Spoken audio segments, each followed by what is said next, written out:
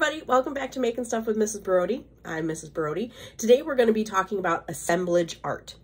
Basically just means kind of like a 3D collage. So you're going to need a cardboard or canvas board, something really nice and stiff to build your assemblage on, and then random stuff. Toilet paper tubes, straws, pipe cleaners, beads, plastic forks, anything that you have that you might recycle or might actually be kind of garbage, or you might only have like a handful of beads, or maybe you have a little bit of leftover sand from a project. Just random stuff that we can stick together. We are going to make either an abstract one, which means it doesn't have to look like anything, or you can make a design, or you can make it look like something. So the examples I'm going to show you, I'll have an abstract one, and I'll have one that looks like something. Okay, let's get started. All right, friends, so let's get started on our assemblage art. If you're one of my students, before you start this, definitely go back and look at the PowerPoint that I put up on our Google Classroom. It's got some interesting information, it's got some examples for you to look at, and it's got a particular artist that you can look at to get ideas from as well. If you're not one of my students, definitely look it up on the internet. You can Google assemblage art, 3D collage, things like that to give you ideas. And actually the art supply website, Dick Blick, actually had a really great lesson plan that I might have stole some ideas from that has some really great artists that you can look at as well. So I'm going to start with a little piece of cardboard, and this is just part of a box that I had lying around. And then I have a bag of beads that I brought home from school for another project. I have a bottle cap from one of my favorite juices. I have a blue pipe cleaner because blue's my favorite color. Some random little bits and things of other things, maybe some toothpicks. And I'm going to use Elmer's glue for this. Now, the examples I'm going to show you later, those ones I used hot glue because I had it and it worked with what I had. But if you don't have hot glue, then Elmer's glue will work just fine. Tacky glue if you have it, rubber cement. I would say glue sticks, unless you're using a lot of paper stuff, probably not going to be the best thing for this project. So I'm going to start by laying out what I think my design might be, or a couple ideas. So this one I'm just going to make abstract. It's not going to look like anything. So I think I like the bottle cap like this, but I don't like that you can see that it says sweetened, blah, blah, blah. So maybe I'll take this and put it there so all you see is, oh, the leaf. There's some random hot glue strings hanging around. So there's my center. And then maybe I'm going to take my pipe cleaner and I think I'll cut it. So I'm going to use my scissors. And this, if you have pipe cleaners, sometimes it's tricky to cut.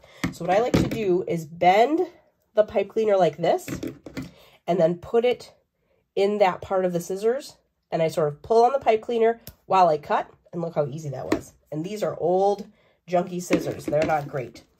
So now I have my pipe cleaner and I think I'm going to twist it around my finger so it's kind of a little bit of a loop like this. Now I have sort of a twirly swirly pipe cleaner, and I think, you know, if I was using hot glue, I'd probably put it like this because I know it would stick, but I think my Elmer's glue, I'm going to have to end up putting it like this. And then my other blue pipe cleaner, I think maybe I'll just put down here at the bottom. It's almost a perfect fit for that side. And then I have my toothpicks. So maybe I think maybe I'm going to put them on either side of my red circle. All right, so I have a kind of an idea of what I want. So I'm going to take my Elmer's glue. Hopefully I have enough in here. Sorry for the shaking. I had to shake my glue. And now I'm going to take my glue and put it along this edge. And there are some supplies that you'll find putting glue on the supplies versus putting them on your base is going to work better. And it's a bit of a mess, but that's okay. Elmer's glue is totally going to dry clear. And I can see it squishing out of the side, so I know I have enough glue. And again, it's going to dry clear, so no worries if I have some extra glue hanging out there. So now I'm going to take my little gear thing, and it's got holes in it. I'm going to get sticky. This is not a project that you're going to stay kind of neat and tidy on, especially if you're using Elmer's glue. Okay, and now the careful flip. Drop it on there. Oh, not quite right, but that's okay because my Elmer's glue is going to dry clear. And you know what? Maybe I'll just go with the flow. Put some extra glue there in the middle. And then maybe I'll grab a bead. Maybe a dark blue bead because blue's my favorite. Smush it right there. How cool does that look? Right? So for my pipe cleaner, I could put glue on here. It's probably not going to work out so good. So I'll put my glue on my cardboard instead. Now, if you're using Elmer's glue, it takes a while to dry, at least a few hours for it to be sort of set, but I would say a whole day before you start trying to tip and bend your assemblage collage around.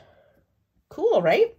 And then, again, my toothpicks. These are pretty teeny tiny things. Should I put glue on the toothpick or on the base? For this, I'm going to say probably the base. So I'm going to guesstimate how long my toothpicks are. Drop a toothpick. And I think 3 on each side. Sound effects always help things stick, for sure. There we go. Cool. And I just keep building. Maybe I find some more smaller bottle caps that I put around. Maybe I find some more pipe cleaners. Really, anything that you have that you're okay with gluing down and never using again. So that's why it's kind of nice to use things you might throw out or things you might have extra of. I have tons of coffee filters because I don't really have a coffee pot anymore. So instead of making them go to waste, maybe I would use those for this. So for my project that I finished already, this is the one that looks like something. So before I tell you what it is, I want you to guess. You had to guess what that was. Give you a couple of seconds. Think about it. I wanted this to look like a robot. That's why I have these gears. These were extra things from another project. Look at all these toothpicks. That was really fun to do. It took a while. Might have burned my fingers a couple of times. More blue pipe cleaner. This is just fabric that I had left over. I think I made a purse or something about 1,000 years ago, and I had extra fabric. This is burlap. Excuse me, guys. Still have a bit of a cold. This is burlap that's orange. These are from a paper towel tube. Those are buttons in there. This is a shoelace, because those of you that know me, I wear my Chucks and I don't have shoelaces in them. These are some buttons and just some extra cardboard. And it's all glued down onto a canvas board, because I had some extra ones from our pumpkin painting. So why not use it for this? So this is my robot. This looks like something. And I tried to fill up the whole space. So even though this is not like got a bunch of materials on it, I at least put material down so I can't see the base.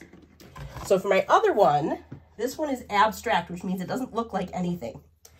And I'm going to set a challenge for you guys that are my students. Look at all that stuff on there. How cool is that, right?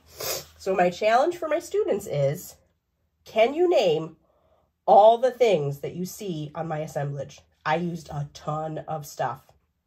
Those of you that are my students, I'm going to ask that when you submit your picture that you also submit maybe a Google Doc with a list of the things that you think you see.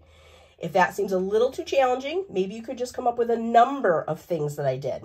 Those of you that make a list, though, might be a little prizey prize for 1 or 2 of you that get really close to the things that I used, okay? So those of you that are my students, make sure that when you're doing this, you have fun and you're being creative, but you take a picture and send it to me. Upload it when you submit that your assignment is done. Put it on our Google Stream. You can email it to me. Those of you that aren't my students, no worries. Show somebody else, because you are going to do awesome at it and you should be proud of your project. All right, guys, make sure that you're staying safe, that you're being kind, and that you're being creative, and I'll see you next time. Bye, guys.